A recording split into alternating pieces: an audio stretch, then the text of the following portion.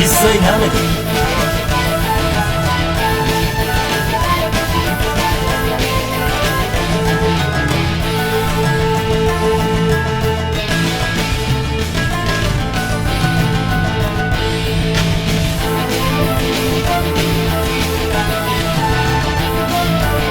まあいざとなりゃ素手っていうのもあるがな。あと何発持つか知らねえが。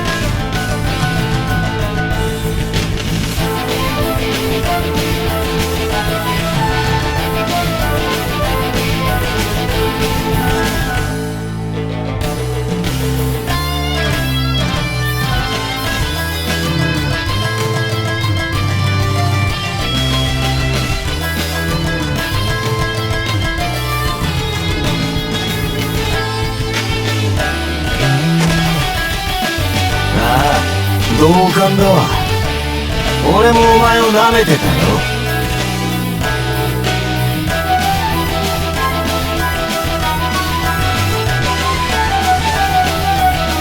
けどな、せっかく花の都で立ち回るんだ。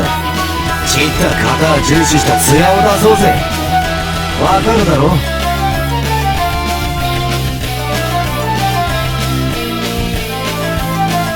殴り合う？やめてくれよ、美しくない。お互い見立ての甘かったバカ同士、条件五分だぜ。こうなりゃいけるとこまで行ってみようや。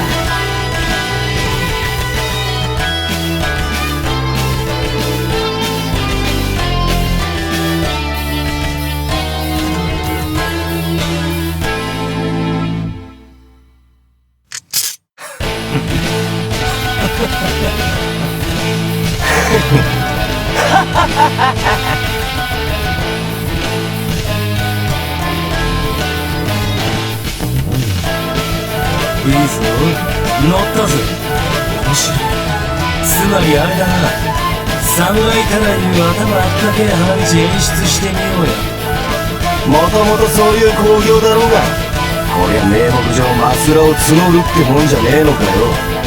ならそれっぽく言ってみようや。御前らしくよ、撃金かましてみようじゃねえの。これを軍旗に残るような晴れ舞台にできたらなあ、最高に生かしてんじゃねえのか、俺たちは。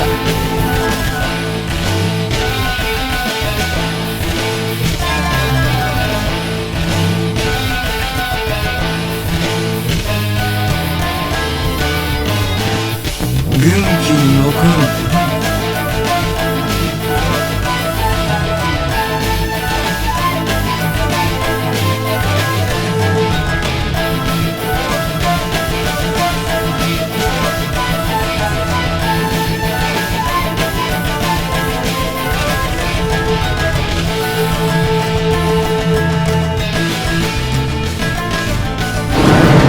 尋常に勝負しようか。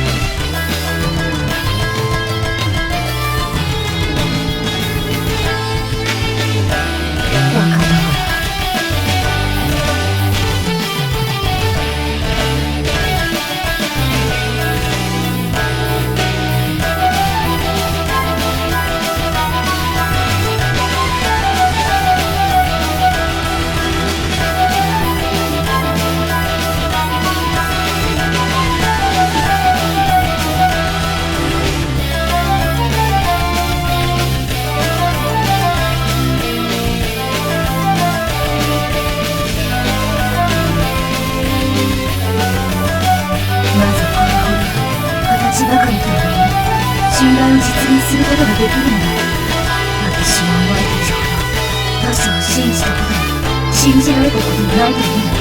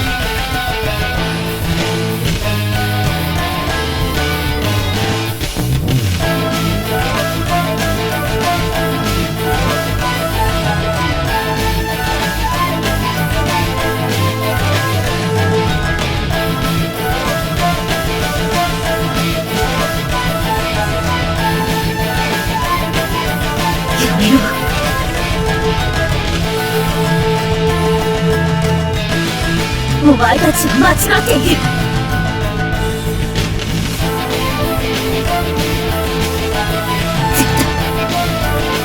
絶対に御前を、ミーツを、誇りを、国を、そんな歪んだ血と思想に染めるなど許すな、汚すな。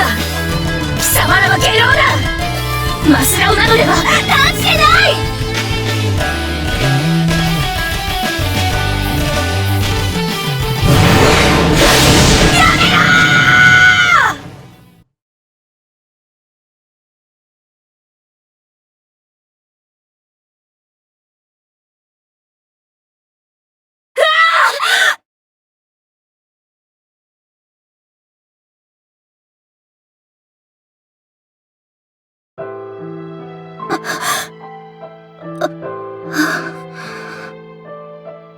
今のは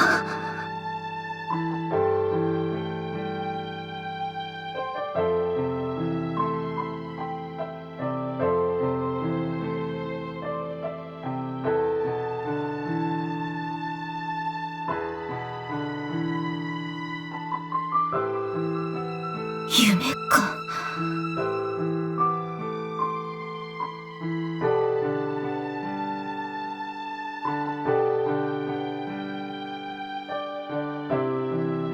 冗談ではない。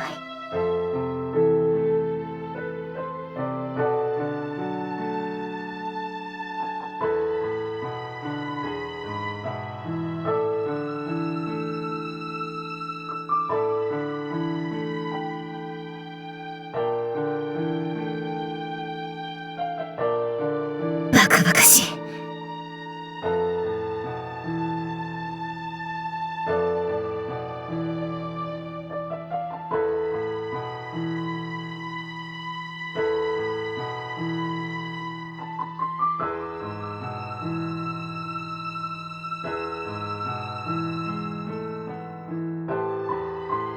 結局私も要は己か。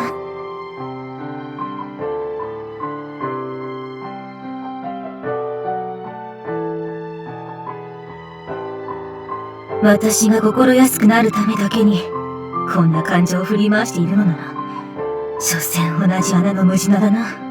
しかしどうしても認められん。毎度ながら堂々巡り。まったくこんなざまで何が。リンドウ様、お目覚めになられましたか？朝げの用意ができております。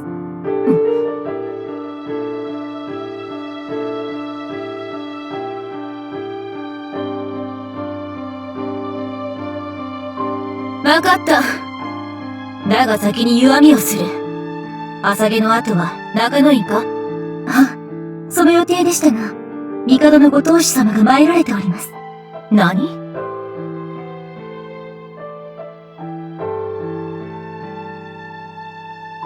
なんだ、またぞろ私に説教でもしに来たか。いえ、ただ来たる御前試合についてとのこと。つまり、そういうことであろう。しかし早いな。ろくに食事をする暇もない。すまぬが、龍明殿の膳も用意してくれ。どうせあの方も朝毛は取っておらぬだろうし、話は食いながらでもできる。ですが林道様、そのような。構わぬ。今更礼法を気にかけるような仲でもない。そもそも無粋なのはあちらであろうが。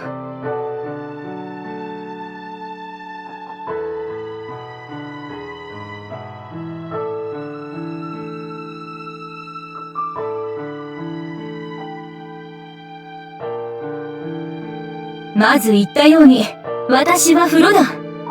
龍明殿は待たせておきよ。心配するな。暗黒もかけん。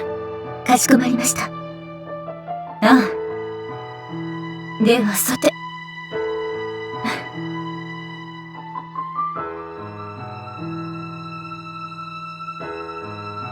私が揺れている時に限って狙ったように現れる。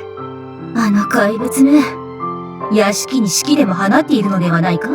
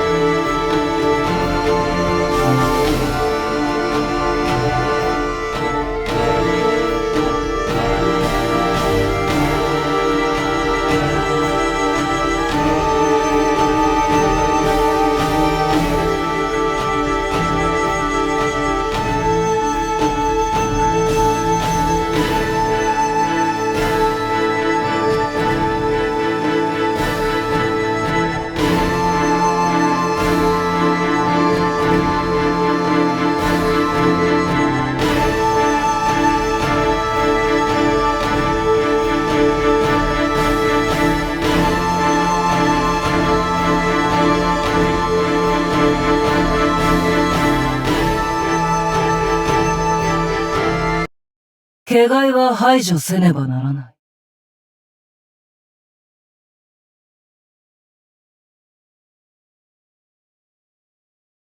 三国の開闢より今この時まで、奴らは存在し続けている。国土の統範を異形の領域にさせたままの、ウモンの名をれば、エボシと、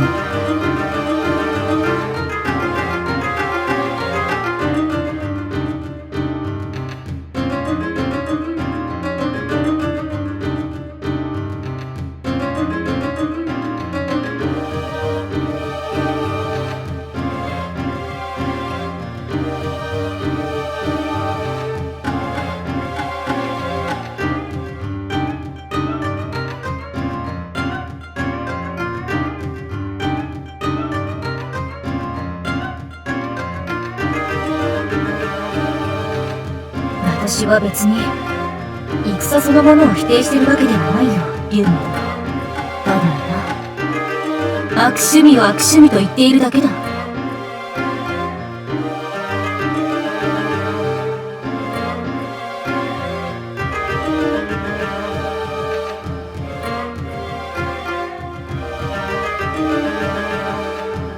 つまり、ウモンの長たる身でありながら、血がお嫌い。無駄な流血ならばな。好まないよ。当たり前だろ。この時期、御前試合などたわけている。陛下は、神楽の生贄だとでもおっしゃるつもりか。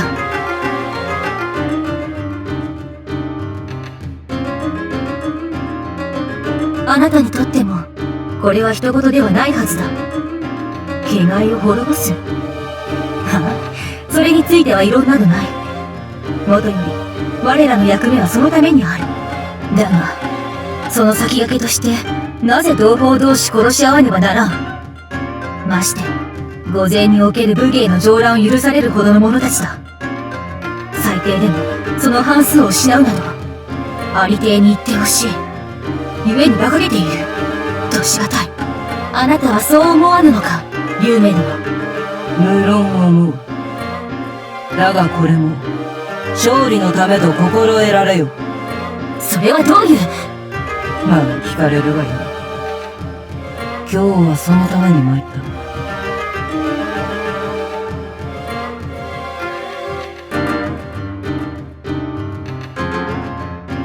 た。エボシ殿、初めてお会いしてから何年が経った？15年だが、それが一体？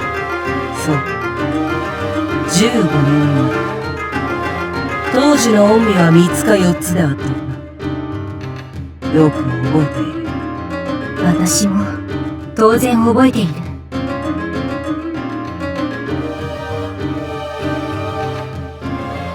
さすがは帝のご当主殿。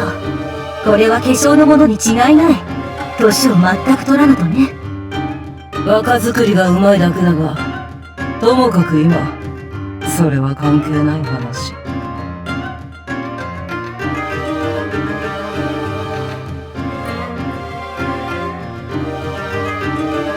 私は先代のエボシ殿、すなわち御身のお父上から後見役を頼まれた。あの方は、ご内儀ともども病弱であったから、どうか林道を守ってくれ。このままでは、他の4家に古賀の家は潰されると。結果、まあいささか機関気な姫君にお育ち遊ばされたのが、不徳の致すところと申せするが、友の遺言は、おおむね守ってこれたと思う。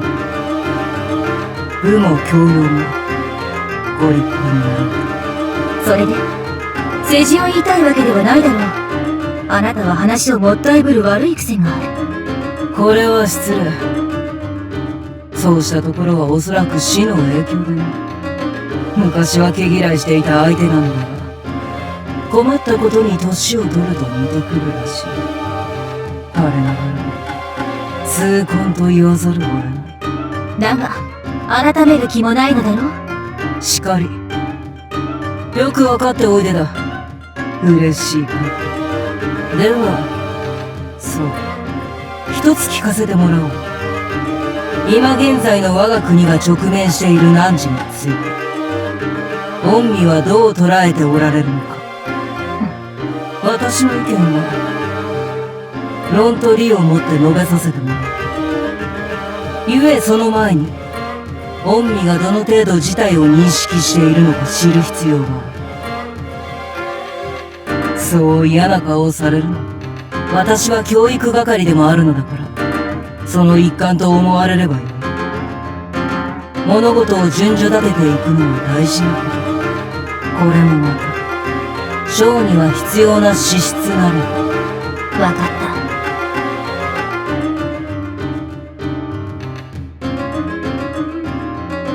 では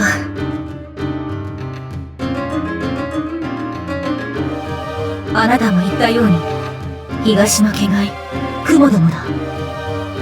あれが天下にある限り我らは無能のそしりを免れない。それは我々のメンツに関わる話であって、国家の汝とするにはいささか弱い。事実奴らはこの300年先の大戦から一切姿を見せていない。引きこもっている。まだ話は途中だ。ならば決まっているだろう。歪みだ。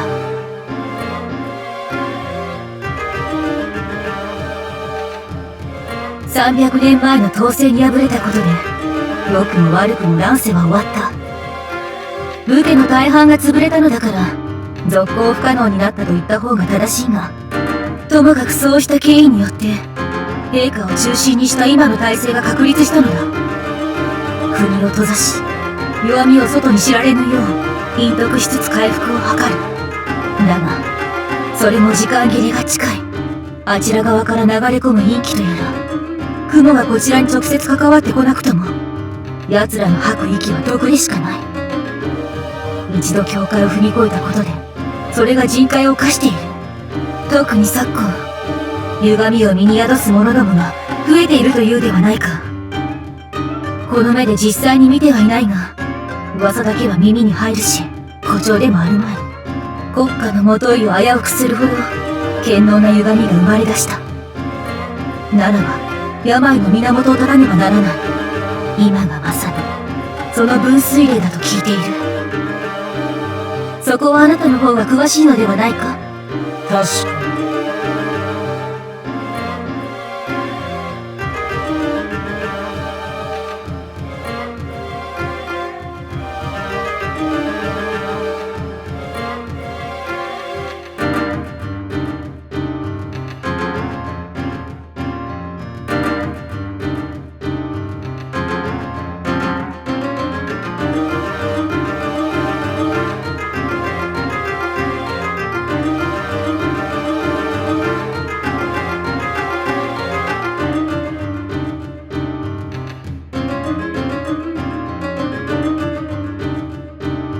歪みが戦力として機能しうるギリギリの天秤。実際彼らが雲を倒すのに効果的な武器となることは疑いようもない。元はあちらの力なのだから。さしずめ屏風の中にいる人食いドラを倒せる力か。異能はそういうものだと聞いている。だがこれ以上汚染が進めば死死心中の虫にしかならん。我らの世界は内から腹渡を食い破られる羽目になる。故に今やるしかない。これがまあ私の認識している最大の難事だ。気概を一掃しなければ国が滅ぶ。他に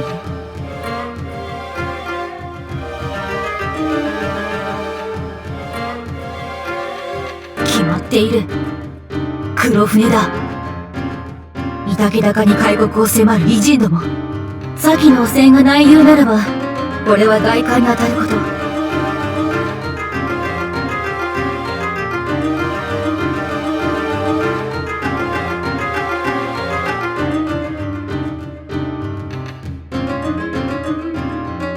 今国を開くなど論外だ。そんな真似をしたら最後三国は嘲笑の的だろう。偉人どもは傘にかかって攻めるはずだ。未だに国一つ平定できぬ同人目とな。奴らは地獄の気概をとうに滅ぼしているのだから。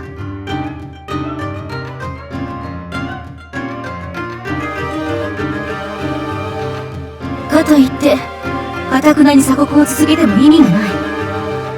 我らは300年前に天権を超えているのだから、今の偉人どもなら容易に統治に至るだろう。結果予想できるのは泥沼の奪い合いだ。今まで隠し通せたのはむしろ奇跡に近いと言える。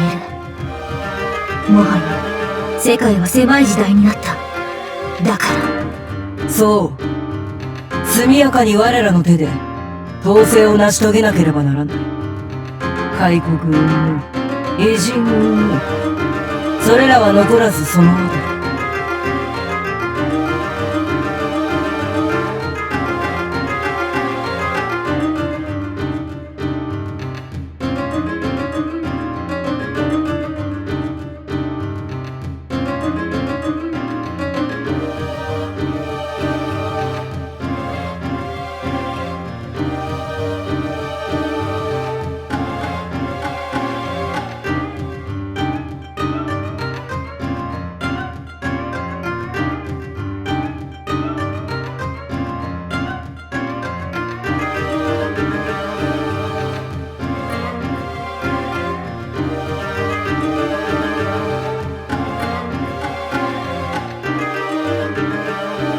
ひとまず丁重にお帰りいただくことには成功したが、ベルリ殿はなかなかの人物。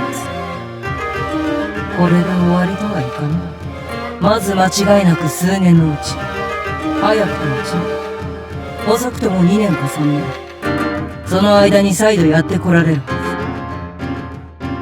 ず。おそらく統治の存在にも気づいておられるに違いない。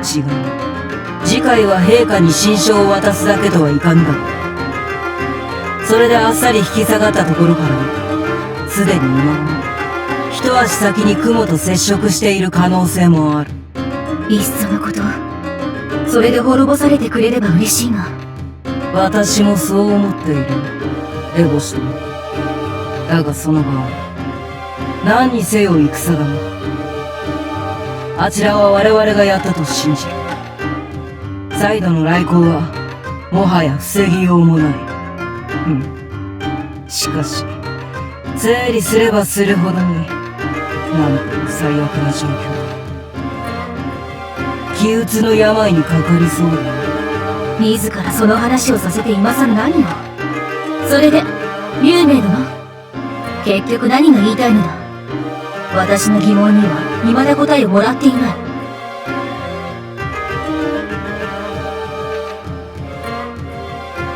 一月後に執り行われる御前試合、来たる統制に先駆けて兵を鼓舞し、勝負の心を取り戻すべくマスラを募る激剣の神楽、それを真剣による試合とするなどありえんだろう。さっきも言ったが死の損失だ。一体誰が陛下にいらぬことを吹き込んだが他ならぬ私だ。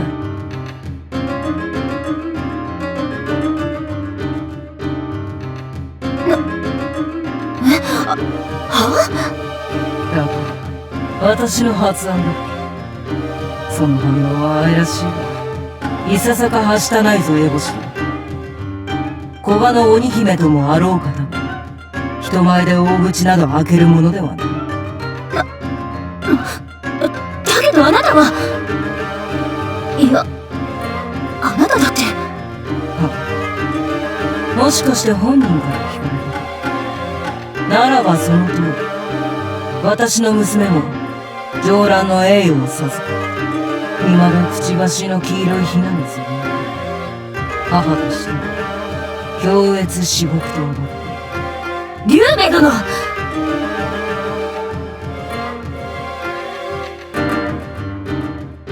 結局あなたも同じなのか。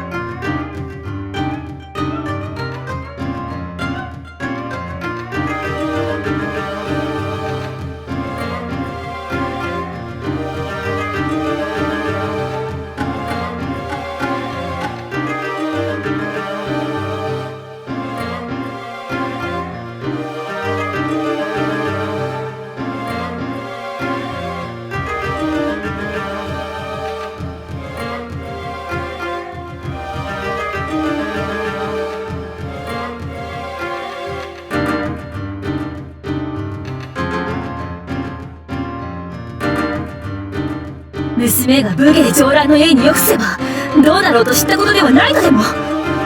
否定はできない。そも統制に参加するという時点で身の安全も何もない。要は戦、殺し合いだ。その本質も理解せぬままお遊戯で勘違いされても困る。皆の規範としてマスラを書くあるべしという栄誉を賜るのが御前なら、命で見せるのが花というもの。そんな程度もかかっていないじゃれ合いで一体どこの誰を鼓舞できる。仲間同士互いに認め友情を育むための通過儀礼的にまずは負けず少子だ。そういったものを茶番とは今時頭の残念な小わっぱでもそんなお芝居に燃えたりはする。導火線には緊迫感、そして火薬には劇場が必要なの。殺意なくしていないでしょう。しかしだからといって。まあ詭弁だがね。言いたいことは分かっているよ。我々が御身から見れば強靭の集団に見えるというのはあれだ。しかしその感覚に照らして言うのはこの国はマシな方だ。たとえどのような形であれ大義や名分が存在する。先の黒船にしてもそうだが、異国で絶対の法となっているのはあくまで力だ。周囲をねじ伏せた者が明治となり、それを倒した者が後を継ぐ。血筋家柄など塵り悪たなよ。ある意味先進的とも言えるが、少なくとも三国のように祭り上げられているだけの存在だ。象徴として敬われるなどありえない。いや失礼。別に御宮陛下を愚弄しているわけではない。要はともかくそう堅くなに嫌うものではないということだ。一体ね、ここはだいぶマシなところだ。御宮なぜそうなのかはわからんがね。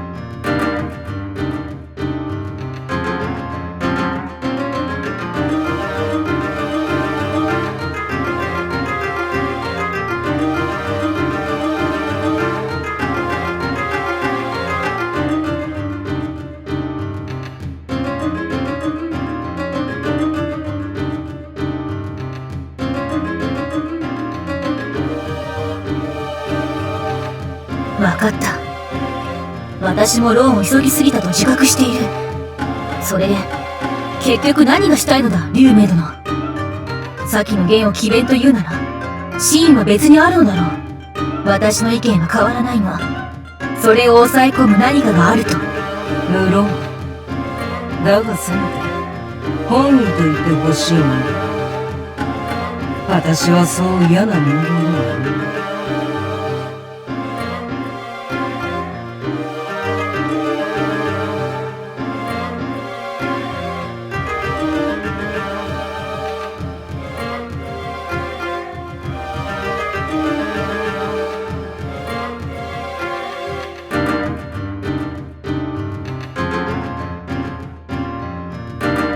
統制の総大将は誰なのでしょう。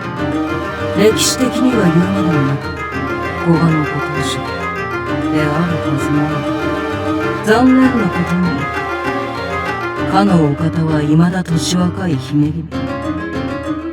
実力云々価格云々言いたいことはいろいろあろうが、これが好きである事実は否定できない。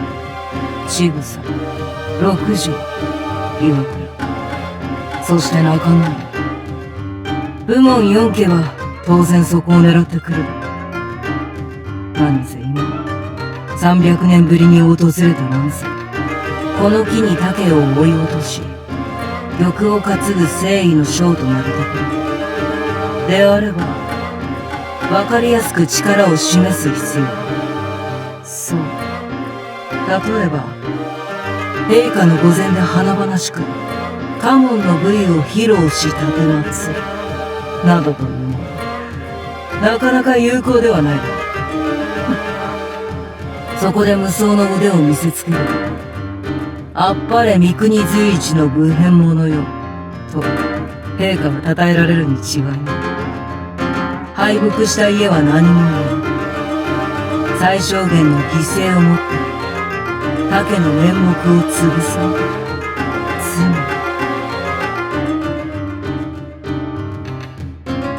政治だと？そう。これは代理戦争だ。避けられぬ争いならば、速やかに最大の効率をもって終わら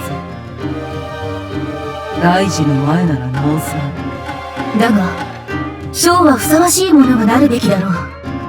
あなたは先ほど、これが勝利のために必要なことだと言われたが、この身にそのような正気があるとでも？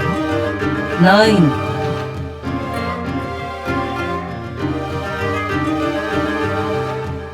私が分かっているのは、他の連中では話にならぬということだ。六条や千草、岩倉、あれらは純粋な武技のみを信じている。まあ、それが教授というやつなのでね。彼らが征夷の軍を掌握すれば、我ら帝の一門は厄介者だよ。桔梗を判じて差し上げるくらいしか役目を与えられぬだろうし、それすらそもそも信じない。まして歪み者を先生に投入するような柔軟さなどかけらすら持ち合わせず、恥だ誇りだ格好悪いだなんだかんだとガキのようにダダをこねる様が面目。彼らの思い描く闘争とは、きらびやかな甲冑に身を包んだ精兵による壮麗な絵巻物なのだよ。いかめしくぶがっているのはなりだけで、頭の中は夢見るほども。これでは始める前から敗北の足音が聞こえるというもの。ゆえにだ、こちらとしても見せつけてやる必要がある。冷酷で容赦なく、間抜けは討ち死ぬという戦場の現実。このままではこうなるぞと、実際に血を見せねば到底理解せんだ。本身もそうだが、受けというのは頭が固いものだ。まあ、中野院はいくらか賢明であろうがね。それでも、あの家に軍権を渡すのは気が進まない。なぜ？なぜと。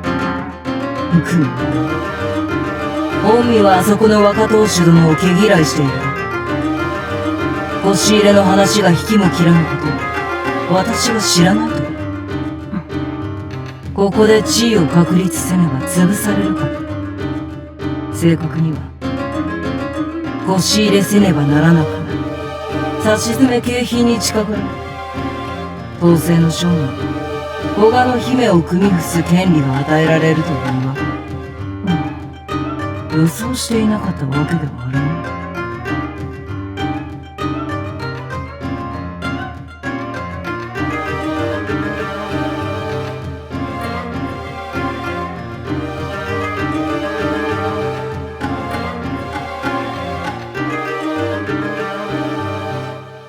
御身のご気性は分かっているし、私も女だ。舐め腐っている男どもに一泡吹かせてやりたく。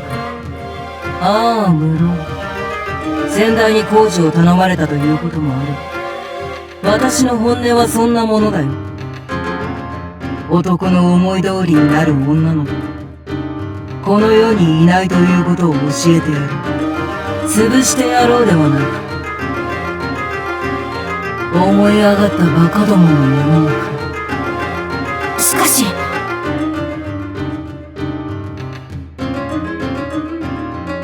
本当にそこまでやる必要があるのだろうか。千草、六条、そして岩倉、あれらの家が帝を軽んじているのは知っているし、そういう意味では将にふさわしくないのだろう。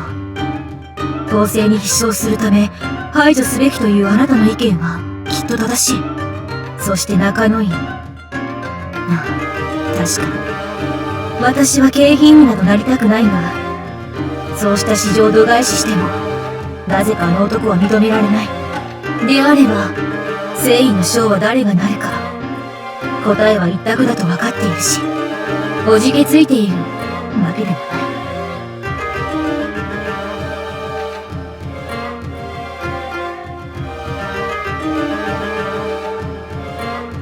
い。役者として足りているか否かは分からない。だが、やらなければならないのだから、やるのみだろう。そうだ。良い覚悟だよ、エゴシだな。しかしならば、一体何が急なの？軍を率いる身となれば、死ねと下知することなど日常だぞ。ありていに言って、戦はもう始まっている。先ほど惜しいと言われていたが、それは無駄な流血だという話だ。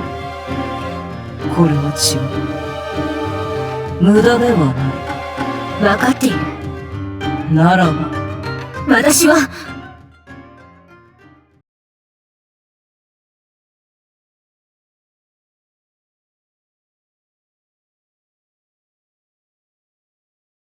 私は、信じたいのだ。私の采配で、私の意志で、死ぬやもしれぬマスラオたちを信じたい。彼らの忠義、彼らの勇気。まこと、三国の強者よと、その凛々しさを称えたいし、誇りたいのだ。そして、それに恥じぬ私でありたい。将とは、そういうものではないのか、龍明殿。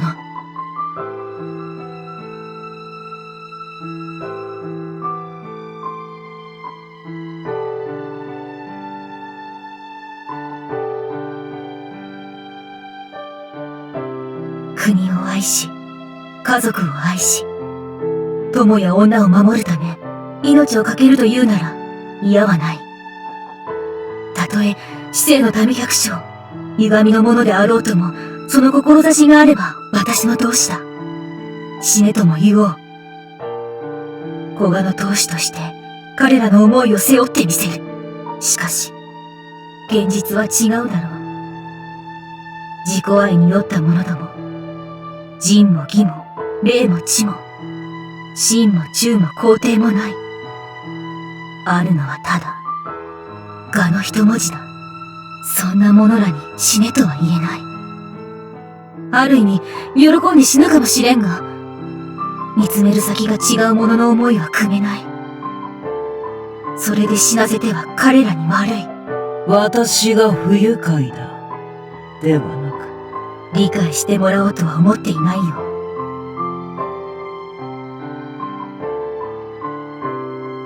つながりとか、絆とか、私にはそういうものが大事なのだよ。なんというのか、心の奥底、胸の根幹にある部分で触れ合いたいと強く望む。そんなものは見たことがないし、世にありえないと言われても、納得できん。ああ、確かに。私は狂っているかもしれないな。だが、これだけは断固譲れん。統制そのものは、もはや嫌おのない生存競争と化している。やらねばならぬことだから、そこから私は逃げないよ。不満もあるが、是非もない。しかし現実問題として、家中にマスラオがいないのだ。武芸の腕がという意味ではなく、私が思いを汲んでやれる中心がおらぬ。この身が征夷の将となる。そのために御前の試合がいるのなら、すなわち当家の代表は、私が最初に死ねと下知せねばならぬものだ。であれば、せめてそこだけは。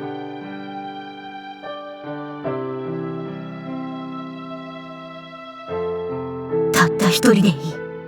これから数万、数十万の死を生む立場になるというなら、たった一人でも抱いてやりたいと思うのだ。それを何というのか、言葉を知らぬし、概念自体存在しないのかもしれないが。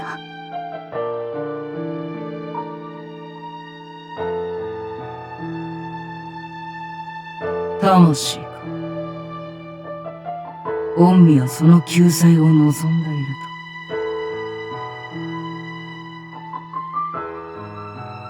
と。魂。そう。御身が言っておられた胸の奥にある何がしか。それを指して魂という。廃れた言葉で消えた言葉だ。今では私くらいしか知らぬだろう。なぜなら常識。死ぬということは死ぬということ以上も以下もないからな。そこで輪を閉じ完結する。故に生き様と死に様が等価なのだよ。断崖から先はないから見ない。ダンスマカブル当天タンツ。異国ではそういうらしいぞ。死者の踊りだ。死者の踊り。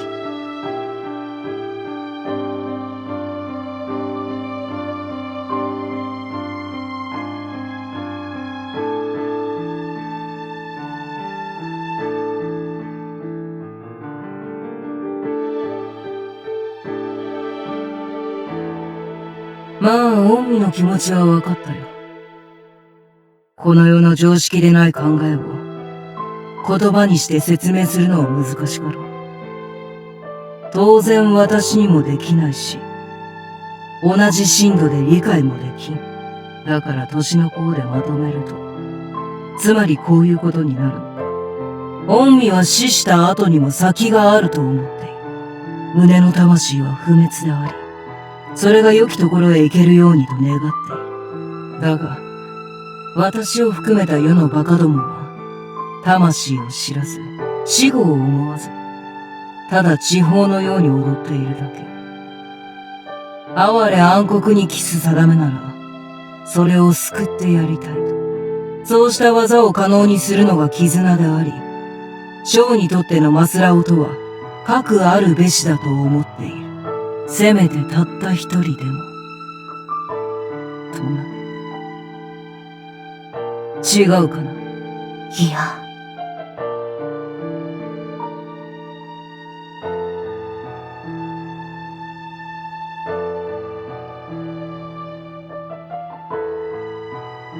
しかし困ったな。これでは拉致が開きそうにない。御身を将とすることで意見は一致しているのに、その手段を容認できんとなればどうするか。古賀の代表には勝ってもらわねばならぬのに、そのための人材がいないとかね。困ったな。はあ、本当に困ったよ。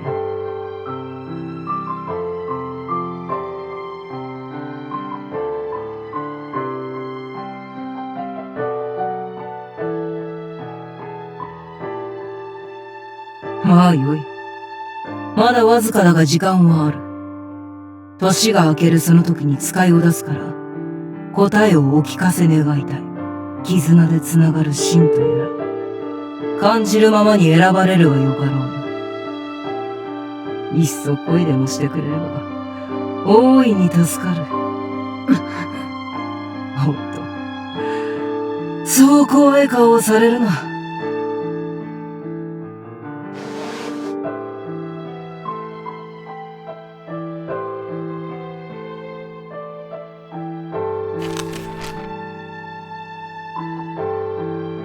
これは今現在、出場が確定している者らの名だよ。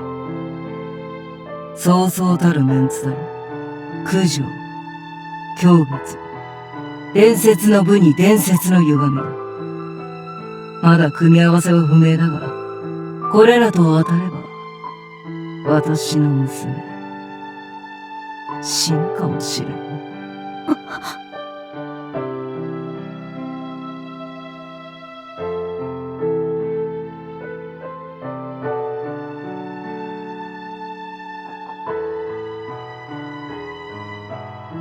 流水を殺されたくなかったら、一刻も早くふさわしいものを見繕えと。まあ、そう取ってもらっても構わんが。あなたは、流水の母だろう。だからなんだね。私は御身が思うところの狂人だぞ。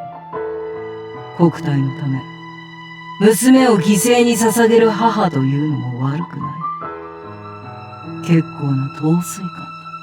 ともかく、流水に限らず言わせてもらえば。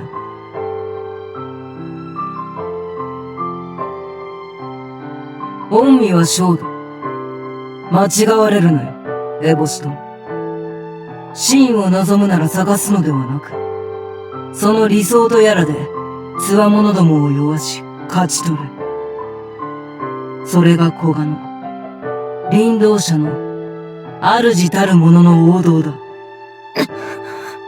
ではこれにて、人選が決まったら、それに記して使いの者に渡してくれ。良いお年を。エボシとも。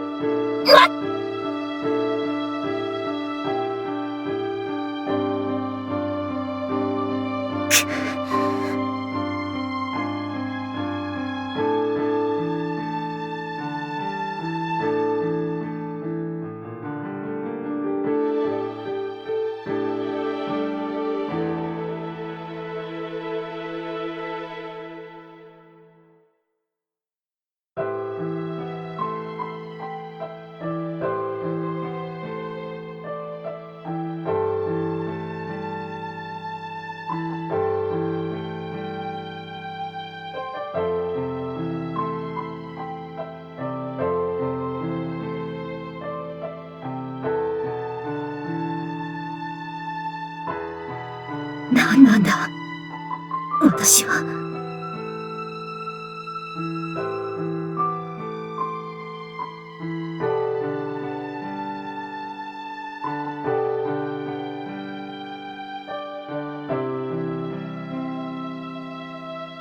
違う。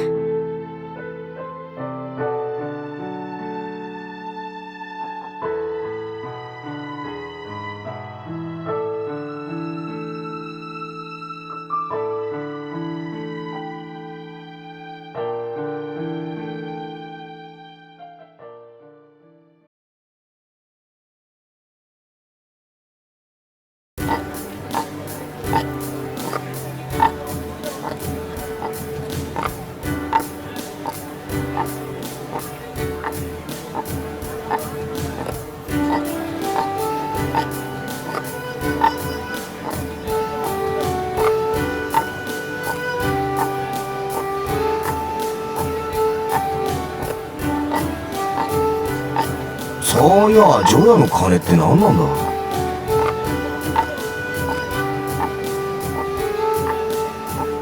確か108発鳴らすんだよな。じゃあ108って何の数字よ？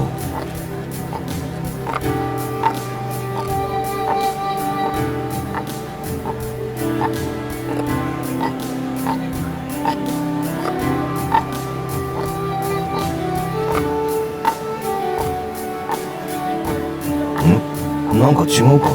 ヒさん？あれ？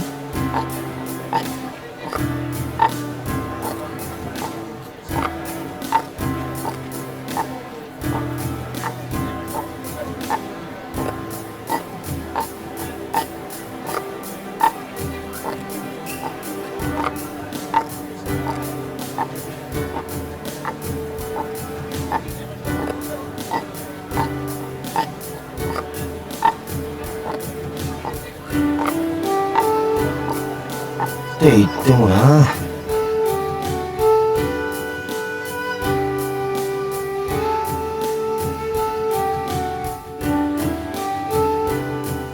ちょっとこれおっかねえぞ。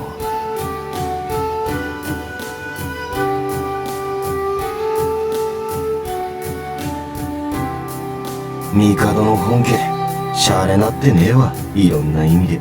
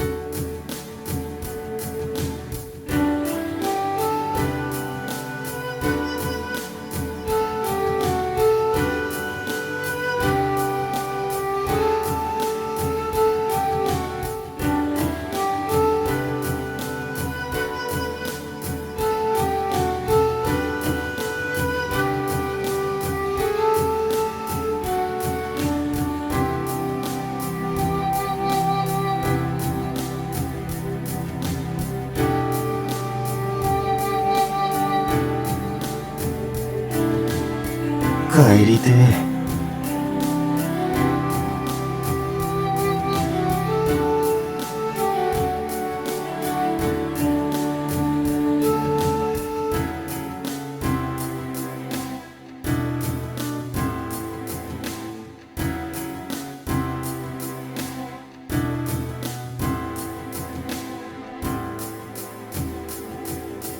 かといってマジに帰ったら終わりだよな。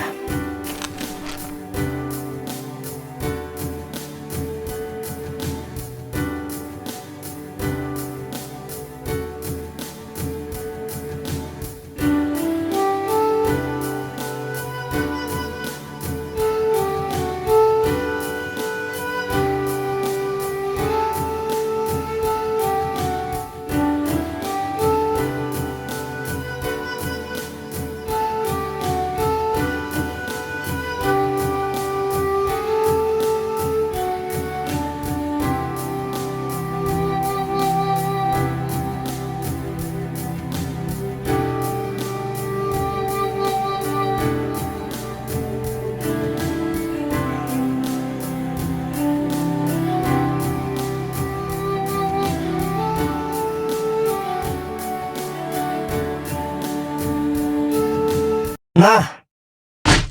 え？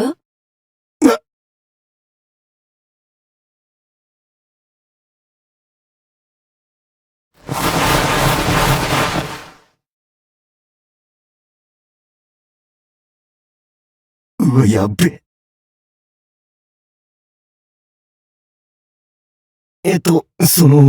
死んでねえよな。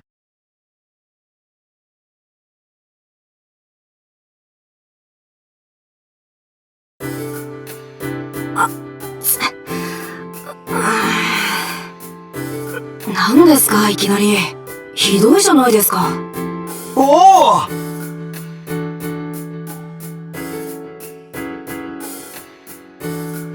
いや、ほんと俺のために生きててくれてありがとう。は？すみません、待ってください。なんだか少し混乱しちゃって。これって普通謝るところのような気が。え？なんで？なんでって、そりゃ僕はいきなり痛い思いをしたわけで。心配するな、俺はすごく幸せだ。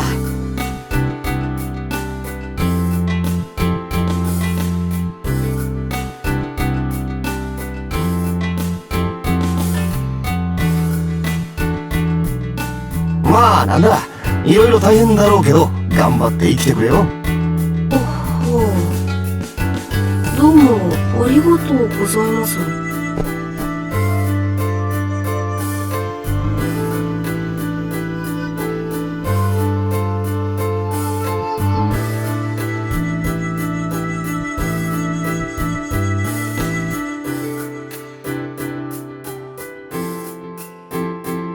お前あれだろ、おのぼりさんだろ。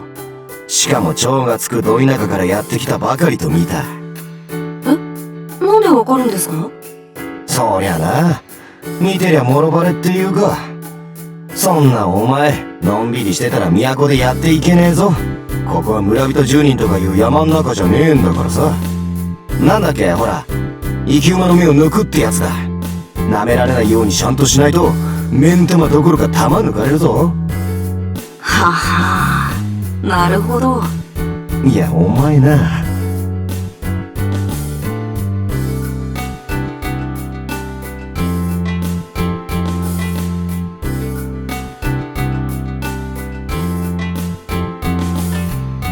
あなたもおのぼりさんなんですね。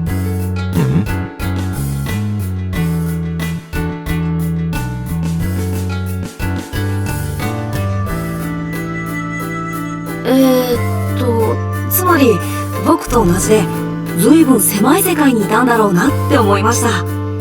今まで関わってきた人の数はどうせ10人そこらか、そんなもんだと。見たとこ地方豪族の末か何か。めちゃくちゃ連絡しちゃったけれど、ど田舎じゃよいしょされてきたってとこですか。端的にいわゆるお山の大将ってやつじゃないかと。違いましたか？違うとか違わないとかそういう問題じゃなくてだな。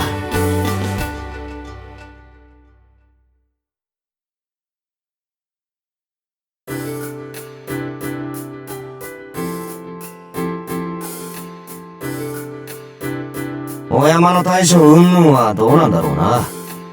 俺も世間知らずなのは認めるが、井戸の中にいたのが河津とは限んないだろ。もちろん、そんなつもりで言ったわけじゃないですよ。お気を悪くさせちゃいましたか？別に。実際には河津どころかアメンボかもしれねえしな。面白い人ですね。謙遜なんて天井人の雅なのかと思ってましたが、意外にいい血筋だったりするのでしょうか。だとしたら光栄ですよ。僕は身分。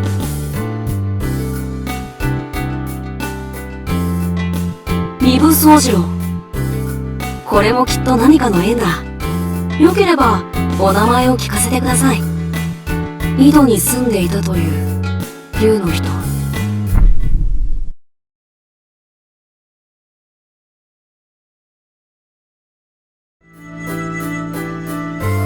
おい。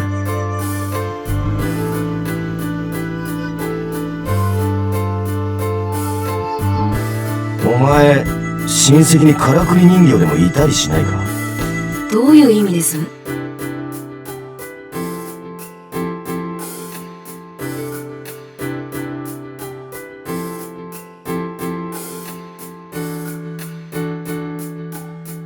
いや、なんでもない。気にしないでくれ。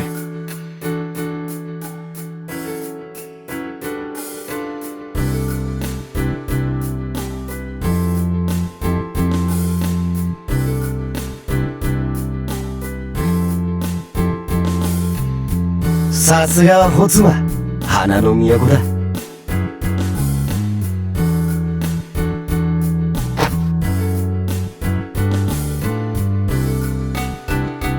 俺はハバキ、坂上ハバキだ。よろしくな、宗次郎。